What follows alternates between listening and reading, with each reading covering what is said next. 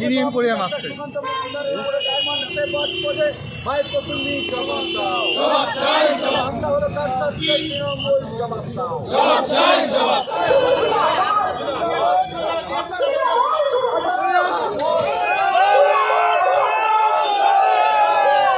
আপনারা সকলেই জানেন, গতকাল আমাদের রাজ্য সভাপতি সুকান্ত মজুমদার উনি বজবজে আক্রান্ত বিজেপি কর্মীদের দেখা করতে যাচ্ছিলেন।